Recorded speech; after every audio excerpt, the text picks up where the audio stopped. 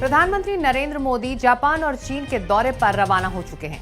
चंद घंटों बाद वो जापान पहुंचेंगे और वहां प्राइम मिनिस्टर शिगेरू इशिबा से मीटिंग करेंगे। प्रधानमंत्री मोदी जापान के प्रधानमंत्री के साथ 15वें भारत जापान वार्षिक शिखर सम्मेलन में भी हिस्सा लेंगे। इस दौरान दोनों नेता द्विपक्षीय संबंधों की समीक्षा करेंगे। इसके अलावा क्षेत्रीय और वैश्विक मुद्दों पर भी विचारों का आदान प्रदान होगा। ये दौरा इसलिए अहम है क्योंकि भारत और जापान दोनों ही मुल्क ट्रंप वाले टैरिफ से जूझ रहे हैं और ऐसे में ये दोस्ती और अहम हो जाती है। खासकर प्रधानमंत्री मोदी और जापान का रिश्ता कितना मजबूत है, आज इस रिपोर्ट से आप समझिए।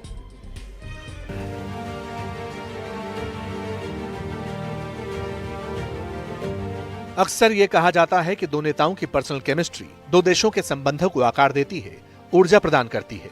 हिंदुस्तान की कूटनीति में पीएम मोदी के जापान के साथ रिलेशन कुछ इसी तरह के हैं। सच है कि बहुत कम वक्त में इतने व्यक्तिगत और स्थायी रिश्ते बनते हैं। मोदी और जापान का रिश्ता और मजबूत कैसे हो, ये दोस्ती दुनिया की चुनौतियों के बीच कैसे परवान चढ़े, मोदी का जापान दौरा इसी पर फोकस है। महत्वपूर्ण साझेदारी जो न केवल भारत की रणनीतिक दिशा तय करेगी बल्कि एशिया में पावर बैलेंस के लिहाज से भी अहम है। India and Japan, we have excellent relationship. We have excellent political relationship, business relationship, and of course people to people connect. ये कोई द्विपक्षीय यात्रा नहीं, प्रधानमंत्री की जापान यात्रा उस परंपरा को आगे बढ़ा रही है जो उनके पीएम पद संभालने से बहुत पहले शुरू हो गई थी, गुजरात के मुख्यमंत्री के तौर पर। तब नरेंद्र मोदी ने जापान की कई यात्राएं की और गांधीनगर में जापानी निवेशकों की मेजबानी भी की। जापानी कारोबार और कारोबारियों के लिए लाल कालीन बिछाया। गुजरात की विकास यात्रा में जापान को भागीदार बनाया। प्रधानमंत्री के तौर पर जापान के साथ उनका व्यक्तिगत जुड़ाव दिल्ली की विदेश नीति में सहज तौर पर दिखाई पड़ता है। 2014 से मोदी लगभग हर साल जापानी नेताओं से मिलते रहे हैं, चाहे वो वॉशिंगटन में क्वाड गठबंधन की बैठक हो या फिर बायलैटरल टॉक्स। ये एक ऐसा रिकॉर्ड है जो किसी भी अन्य साझेदार के साथ बेजोड़ है। भारत और जापान का रिश्ता केवल डिप्लोमेटिक रिलेशन से कहीं ऊपर सांस्कृतिक और भरोसे का रिश्ता है। हम एक दूसरे की प्रगति में अपनी प्रगति देखते हैं। मारुति सुजुकी के साथ हमने जो जर्नी शुरू की थी वो अब बुलेट ट्रेन की स्पीड तक पहुंच चुकी है। शायद इसी रिश्ते को नई परिभाषा देने वाली ये डोर पीएम मोदी और जापान के former prime minister Shinzo Abe के बीच सबसे ज्यादा मजबूत दिखाई पड़ी थी।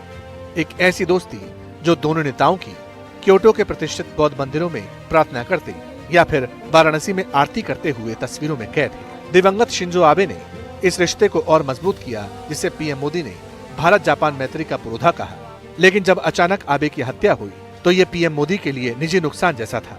प्रधानमंत्री मोदी ने एक दिन के राजकीय शोक का ऐलान किया और उनके अंतिम संस्कार में भी शामिल हुए। भारत के एक अद्भुत मित्र को श्रद्धांजलि अर्पित की। ये तालमेल आबे के उत्तराधिकारियों योशिहिदे सुगा और फुमियो किशिदा के साथ भी जारी रहा, क्योंकि टोक्यो और नई दिल्ली ने इस खास रणनीतिक और वैश्विक साझेदारी को आगे बढ़ाया। भारत और जापान के बीच काफी प्रोजेक्ट शुरू हुए, अब भी जारी हैं। दोनों देशों के बीच बुलेट ट्रेन और इंफ्रास्ट्रक्चर प्रोजेक्ट, डिफेंस और maritime security, Indo Pacific strategy, तकनीक ट्रांसफर और क्लीन एनर्जी में भी करार है। सवाल तो ये भी है कि भारत के लिए जापान क्यों इतना अहम है। जवाब आंकड़ों में छिपा है। जापान भारत में विदेशी निवेश का 5वां सबसे बड़ा सोर्स है। बुलेट ट्रेन प्रोजेक्ट के लिए $17 अरब का निवेश किया है। चीन को देखते हुए कूटनीतिक संतुलन साधना और टेक्नोलॉजी के साथ इनोवेशन पार्टनर भी है। 7 दौरे, अनगिनत शिखर सम्मेलन, संवाद और एक संयुक्त दृष्टिकोण।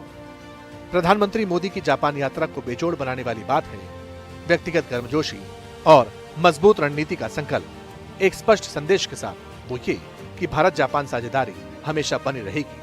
अब बात निकली है तो ट्रंप तक भी जाएगी, क्योंकि ट्रंप ने जापान पर भी टैरिफ वॉर छिड़ा है। बदलते गठबंधनों की दुनिया में नई दिल्ली और टोक्यो दोनों ही अमेरिकी राष्ट्रपति ट्रंप के मनमाने टैरिफ का खामियाजा भुगत रहे हैं। दोनों देश अपने राष्ट्रीय हितों को सबसे आगे रखते हुए एक साथ अपना अगला अध्याय लिखने के लिए तैयार है। एनडीटीवी के लिए दिशा बागची की रिपोर्ट।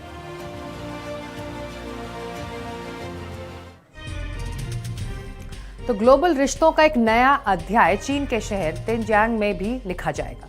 वहां एक ऐसी बैठक होने वाली है जिस पर अमेरिका की नजर टिकी है। तिनजियांग में 31 अगस्त से 1 सितंबर तक शंघाई सहयोग संगठन यानी कि एससीओ का शिखर सम्मेलन होने वाला है। इस बैठक में प्रधानमंत्री नरेंद्र मोदी भी हिस्सा ले रहे हैं। लेकिन इस बैठक से पहले 31 अगस्त को पीएम मोदी और चीन के राष्ट्रपति शी जिनपिंग के बीच द्विपक्षीय बैठक होगी। दोनों नेताओं के बीच होने वाली बैठक ने अमेरिकी टैरिफ पॉलिसी पर भी बातचीत हो सकती है। इस बैठक में दोनों देशों के बीच आपसी सहयोग बढ़ाने के उपायों पर भी गंभीर चर्चा की जाएगी। पीएम मोदी और शी जिनपिंग के बीच इस बैठक के बाद एससीओ का शिखर सम्मेलन होगा और 1 सितंबर को इस शिखर सम्मेलन के खत्म होने के बाद उसी दिन प्रधानमंत्री नरेंद्र मोदी और रूस के राष्ट्रपति शी जिनपिंग द्विपक्षीय बैठक करेंगे। भारत और रूस की टेंशन भी बढ़ रही है, जिससे अमेरिका की टेंशन बढ़ रही है। माफ कीजिए। दिखाने के लिए पूरी दुनिया को हम बता देंगे कि देखिए अगर आप इतना हम पे प्रेशर डालेंगे, हमारे पास और भी साधन है।